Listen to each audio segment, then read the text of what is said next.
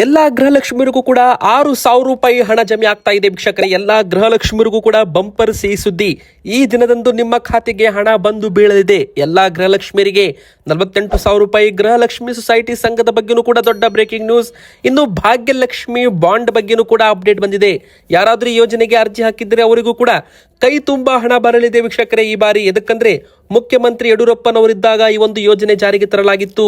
ಇನ್ನು ವೀಕ್ಷಕರೇ, ಕರ್ನಾಟಕದಲ್ಲಿ ತಾಪಮಾನ ಭಾರಿ ಪ್ರಮಾಣದಲ್ಲಿ ಕುಸಿತವಾಗಿರೋದ್ರಿಂದ ಸೀಸನಲ್ ಫ್ಲೂ ILI ಸರಿ ಎಂಬುವ ಒಂದು ರೋಗಗಳು ಅಂತಾನೆ ಹೇಳ್ಬೋದು ವೀಕ್ಷಕರೇ. ಈ ತರ ಒಂದು ಸುದ್ದಿ ವೈರಲ್ ಆಗಿದೆ. ಅದರ ಬಗ್ಗೆನೂ ಕೂಡ ಅಪ್ಡೇಟ್ ನೋಡೋಣ. ಇನ್ನು ರೈಲ್ವೆ ಪ್ರಯಾಣ ದರ ಸ್ವಲ್ಪ ಮಟ್ಟಿಗೆ ಏರಿಕೆ ಆಗ್ತಾ ಇದೆ.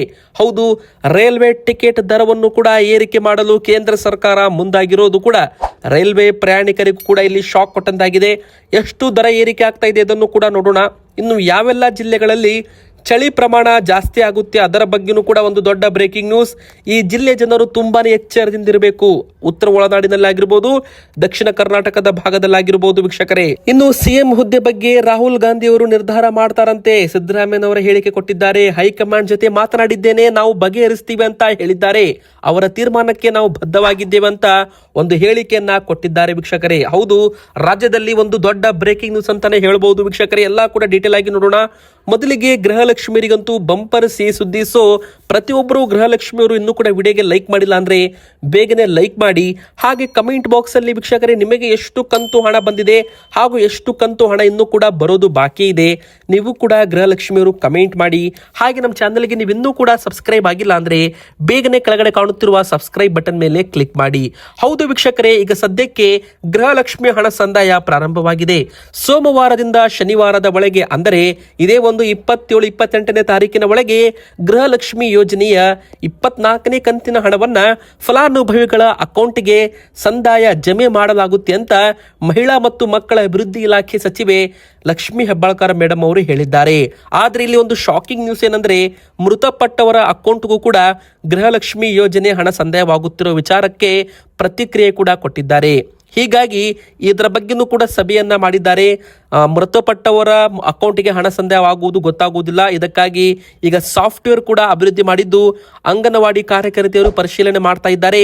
ಈ ಮೊತ್ತವನ್ನ ರಿಕವರಿ ಕೂಡ ಮಾಡಲಾಗುತ್ತೆ. ಒಂದು ವೇಳೆ ಏನಾದರೂ ಮೃತಪಟ್ಟವರ ಗೃಹಲಕ್ಷ್ಮಿಯರ ಅಕೌಂಟ್ಗೆ ಹಣ ಹೋಗಿದ್ದರೆ ಆ ಒಂದು ಹಣವನ್ನ ವಾಪಸ್ ತೆಗೆದುಕೊಳ್ಳಲಾಗುತ್ತೆ ಅಂತ ಬ್ಯಾಂಕುಗಳಿಗೆ ಸೂಚನೆ ಕೂಡ ಕೊಡಲಾಗಿದೆ ಅಂತ ಹೇಳಲಾಗ್ತಾ ಇದೆ ವೀಕ್ಷಕರೇ.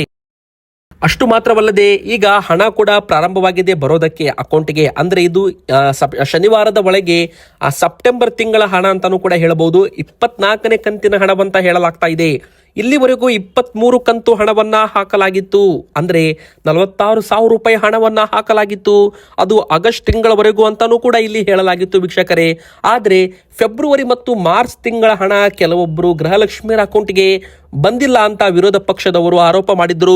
ನಂತರ ಅದನ್ನ ಚೆಕ್ ಮಾಡಿದಾಗ ಹೌದು, ಇಲ್ಲಿ ಹಣ ಜಮೆ ಆಗಿಲ್ಲ ಎಂಬುದು ಗೊತ್ತಾಗಿದೆ. ಯಾರಿಗೆ ಹಣ ಬಂದಿಲ್ಲ ಅವರಿಗೆ ಅಕೌಂಟ್ಗೆ ಹಣವನ್ನ ಜಮೆ ಮಾಡ್ತೀವಿ ಅಂತ ಒಂದು ಭರವಸೆ ಕೂಡ ಸರ್ಕಾರದಿಂದ ಕೊಡಲಾಗಿದೆ ಎಲ್ಲ ಗೃಹಲಕ್ಷ್ಮಿಯರಿಗೆ. ಹೌದು ವೀಕ್ಷಕರೇ, ಸದ್ಯಕ್ಕೆ ಬಂದಿರೋ ದೊಡ್ಡ ಒಂದು ಸಿಹಿ ಸುದ್ದಿ. ಯಾರಿಗೆಲ್ಲ ಫೆಬ್ರವರಿ ಮತ್ತು ಮಾರ್ಚ್ ತಿಂಗಳ 4,000 ರೂಪಾಯಿ ಹಣ ಬಂದಿಲ್ಲ ನೋಡಿ, ಅವರ ಅಕೌಂಟ್ಗೂ ಕೂಡ ಹಣವನ್ನ ವರ್ಗಾವಣೆ ಮಾಡಲಾಗುತ್ತೆ. ಸದ್ಯಕ್ಕೆ ಅಂತೂ ಶನಿವಾರದ ಒಳಗೆ 2,000 ರೂಪಾಯಿ ಅಂತೂ ಹಾಕಲಾಗುತ್ತೆ ಅಂತ ಒಂದು ಭರವಸೆಯನ್ನ ಕೊಡಲಾಗಿದೆ ವೀಕ್ಷಕರೇ. ಹೀಗಾಗಿ ಎಲ್ಲರೂ ಕೂಡ ಗೃಹಲಕ್ಷ್ಮಿಯರು ಬೇಗನೆ ಕಮೆಂಟ್ ಮಾಡಿ ನಿಮಗೆ ಎಷ್ಟು ಕಂತು ಹಣ ಬಂದಿದೆ ಅಂತ. ಇನ್ನೊಂದು ಕಡೆಗೆ ಭಾಗ್ಯಲಕ್ಷ್ಮಿ ಬಾಂಡ್ ಬಗ್ಗೆನೂ ಕೂಡ ಒಂದು ಬಂಪರ್ ಸಿಹಿ ಸುದ್ದಿ ಬಂದಿದೆ ವೀಕ್ಷಕರೇ. ಹೌದು, ಈ ಒಂದು ಯೋಜನೆ ಮೊದಲಿಗೆ BS ಯಡಿಯೂರಪ್ಪ ಅವರು ಮುಖ್ಯಮಂತ್ರಿ ಆಗಿದ್ದಾಗ ಯೋಜನೆಯನ್ನ ಜಾರಿಗೆ ತಂದಿದ್ದರು. 2006-7ರಲ್ಲಿ ಯಾರೆಲ್ಲ ಒಂದು ಭಾಗ್ಯಲಕ್ಷ್ಮಿ ಬಾಂಡ್ ಯೋಜನೆಗೆ ಅರ್ಜಿಯನ್ನು ಹಾಕಿದ್ರು, ಈಗ ಅದಕ್ಕೆ 18 ವರ್ಷ ಪೂರ್ಣವಾಗ್ತಾ ಇದ್ದಂತೆ ಆ ಒಂದು ಮಗುವಿನ ಹೆಸರಿನಲ್ಲಿ ಬಾಂಡ್ ಮಾಡಿಸಿರ್ತಿರಲ್ಲ, ಆ ಒಂದು ಬಾಂಡ್ ಮೊತ್ತವನ್ನ ಪಡೆದುಕೊಳ್ಳಬಹುದು. ಅಂದ್ರೆ 18 ವರ್ಷಗಳ ಹಿಂದಿನ ಯೋಜನೆಗೆ ಯಾರಾದರೂ ಅರ್ಜಿ ಹಾಕಿದ್ರೆ ಈಗ ಆ ಒಂದು ಹಣ ನೀವು ಪಡೆದುಕೊಳ್ಳುವ ಸಮಯ ಬಂದಿದೆ.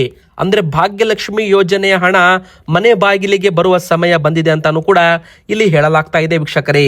18 ವರ್ಷಗಳ ಹಿಂದೆ ಜಾರಿ ಮಾಡಿದ್ದ ಭಾಗ್ಯಲಕ್ಷ್ಮಿ ಯೋಜನೆ ಲಾಭ ಬರುವುದಕ್ಕೆ ಈಗ ಆರಂಭವಾಗಿದೆ.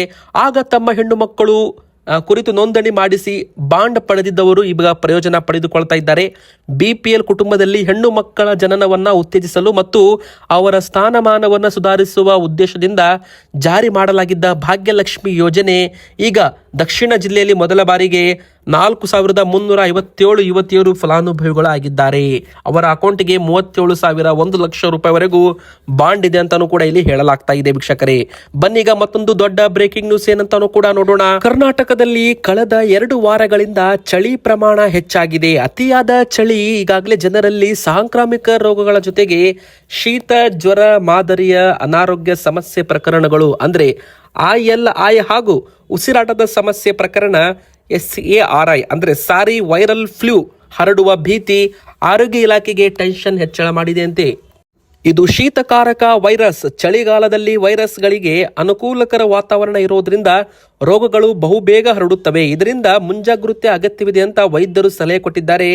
ಬೆಚ್ಚಗಿನ ಹೊದಿಕೆ ಹೊದ್ದುಕೊಳ್ಳಬೇಕು ಹಾಗೂ ಬಿಸಿ ಆಹಾರ ಸೇವನೆ ಮಾಡಬೇಕಂತ ಸಲಹೆ ಕೂಡ ನೀಡಲಾಗಿದೆ.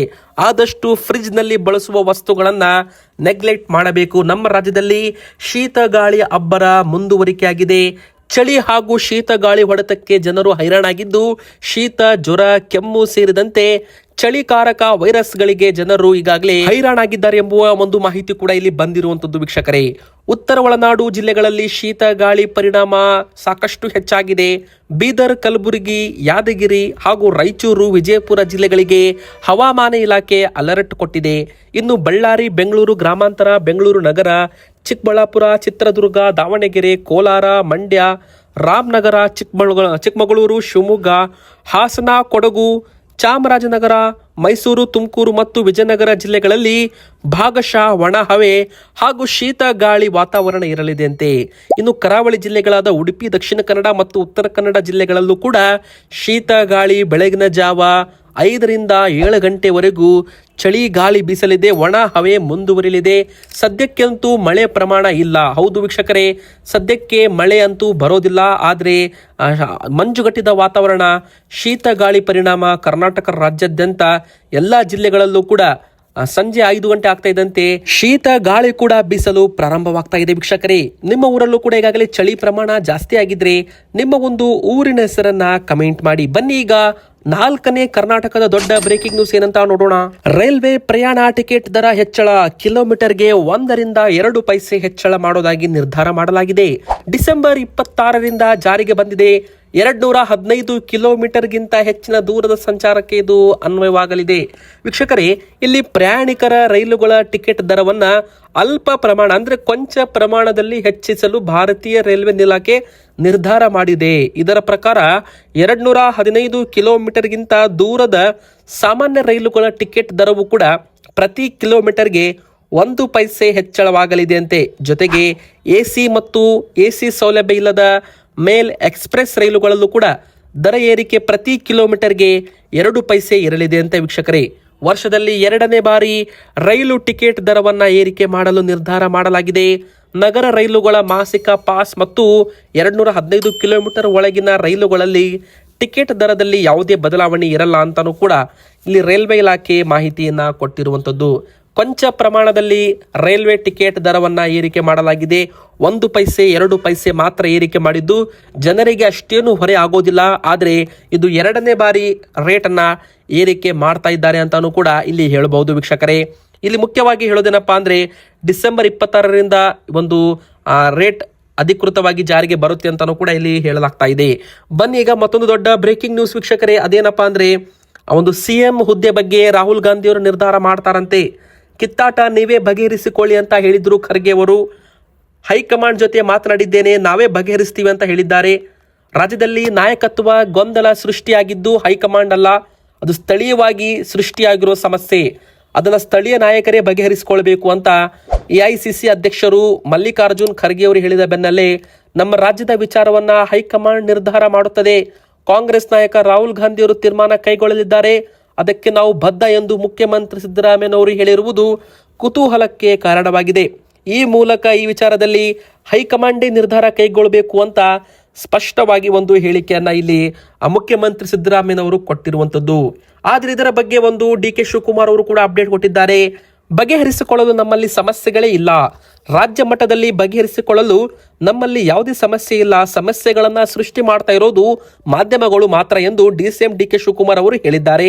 ರಾಜ್ಯದ ಸ್ಥಳೀಯ ಸಮಸ್ಯೆಯನ್ನ ಸ್ಥಳೀಯ ನಾಯಕರೇ ಇತ್ಯರ್ಥ ಮಾಡಿಕೊಳ್ಬೇಕು ಅಂತ ಎಐಸಿಸಿ ಅಧ್ಯಕ್ಷರು ಖರ್ಗೆ ಅವರು ಹೇಳಿಕೆಗೆ ಅವರು ಈ ರೀತಿ ಪ್ರತಿಕ್ರಿಯೆಯನ್ನ ಕೊಟ್ಟಿದ್ದಾರೆ. ಇವತ್ತಿಗೆ ಇಷ್ಟ ಆಗಿತ್ತು ವಿಡಿಯೋ. ಇಷ್ಟ ಆದ್ರೆ ವಿಡಿಯೋಗೆ ಲೈಕ್ ಮಾಡಿ, ನಮ್ಮ ಚಾನಲ್ಗೆ ಸಬ್ಸ್ಕ್ರೈಬ್ ಆಗಿಲ್ಲ ಅಂದ್ರೆ ಸಬ್ಸ್ಕ್ರೈಬ್ ಕೂಡ ಮಾಡಿ, ನಿಮ್ಮ ಅನಿಸಿಕೆಗಳನ್ನ ಕಮೆಂಟ್ ಮಾಡಿ.